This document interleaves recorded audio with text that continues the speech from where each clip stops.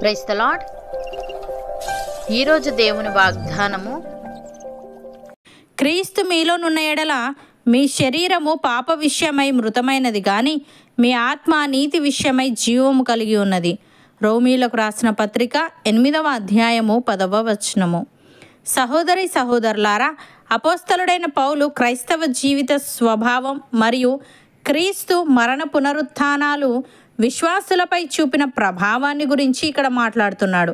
క్రీస్తు ఒక వ్యక్తిలో ఉంటే వారి శరీరం పాపం కారణంగా చనిపోయిందని, అయితే నీతి కారణంగా ఆత్మ సజీవంగా ఉందని, ఆయన తన ఆత్మ ద్వారా మనలను జీవింపజేస్తూ తన ఆత్మ ద్వారా మనలను నడిపిస్తున్నాడని ఇక్కడ తెలియజేస్తున్నాడు.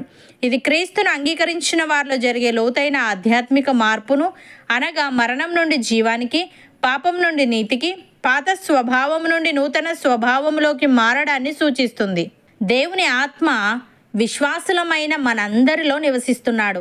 మనము దేవుని మాటలు వింటూ ఆయన మాటలకు లోబడుతూ ఆ మాటల ప్రకారంగా జీవించినట్లయితే మనము ఆత్మలో వర్ధిల్లుతూ ఆయనలో ఎల్లప్పుడూ నిలిచి ఉండగలం. భక్తుడు ఈ విధంగా అంటున్నాడు: మరణము ఒకని అపరాధ మూలమున వచ్చినదై ఆ ఒకని ద్వారానే ఏలిన ఎడల కృపా బాహుళ్యమును నీతి దానమును పొందువారు జీవము గలవారై మరి నిశ్చయముగా యేసుక్రీస్తును ఒకని ద్వారానే ఏలుదురు.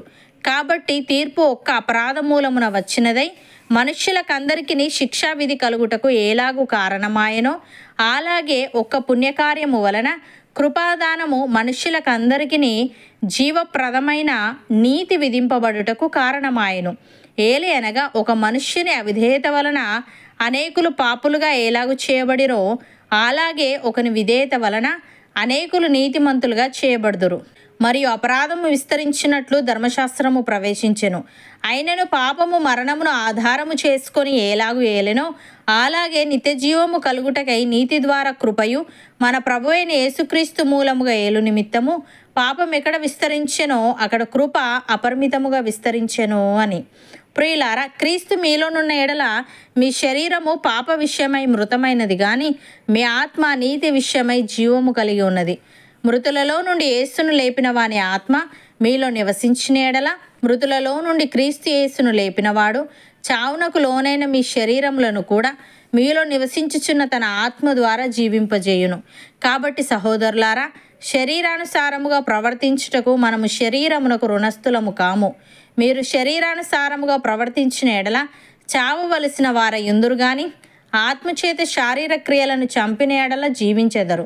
అపోస్తలుడైన పౌలు కొరింథీయులకు వ్రాస్తూ ఈ విధంగా అంటున్నాడు: కాగా ఎవడైనను క్రీస్తునందున్న ఎడల వాడు నూతన సృష్టి, పాతవి గతించెను, ఇదిగో క్రొత్తవాయెను, సమస్తమును దేవుని వలననైనవి. ఆయన మనలను క్రీస్తు ద్వారా తనతో సమాధానపరచుకొని ఆ సమాధానపరచు పరిచర్యను మాకు అనుగ్రహించెను. అదేమనగా దేవుడు వారి అపరాధములను వారి మీద మోపక క్రీస్తునందు లోకమును తనతో సమాధానపరచుకొనుచు ఆ సమాధాన వాక్యమును మాకు అప్పగించెను. కావున దేవుడు మా ద్వారా వేడుకొనినట్టు మేము క్రీస్తుకు రాయబారులమై దేవునితో సమాధానపడుడని క్రీస్తు పక్షముగా మిమ్మును బతిమాలు కొనుచున్నాము. ఎందుకనగా మనం ఆయన యందు దేవుని నీతి అగునట్లు పాపమెరుగని ఆయనను మన కోసము పాపముగా చేసెను అని. సహోదరి సహోదరులారా, వెలిచూపు వలన కాక విశ్వాసము వలననే నడుచుకొనుచున్నాము.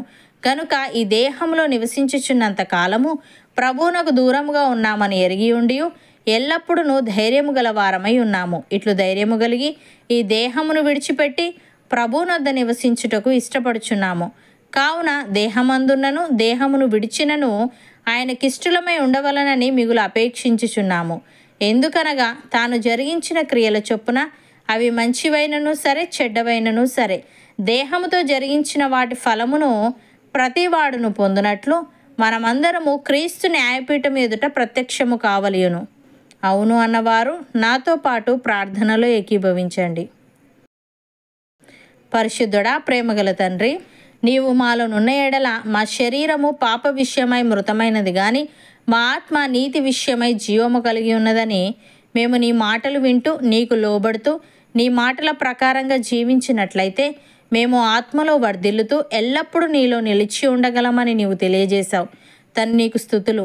దేవా, మేము శరీరానుసారముగా ప్రవర్తించుటకు శరీరమునకు రుణస్థులము కాము గనుక మేము శరీరానుసారముగా ప్రవర్తించిన ఎడల చావవలసిన వారమై ఉందుము గనుక మేము శరీరానుసారముగా కాక ఆత్మానుసారముగా జీవిస్తూ ఆత్మచేతి శారీర క్రియలను చంపేవారముగా ఉండుటకు సహాయము దయచేయమని మేము వెలిచూపు వలన కాక విశ్వాసము వలననే నడుచుకొనుచు ఈ దేహములో నివసించుచున్నంత కాలము మీకు దూరముగా ఉన్నామని ఎరిగి ఉండి ఎల్లప్పుడూ ధైర్యము గలవారమై ఉంటూ దేహమందున్నను దేహమును విడిచినను నీకు ఇష్టలముగా ఉండుటకు కృపచూపమని నీలో నూతన సృష్టిగా మాలో ప్రతి ఒక్కరిని నీవే మార్చమని యేసుక్రీస్తు నామమున ప్రార్థిస్తున్నాము తండ్రి. ఆమెన్.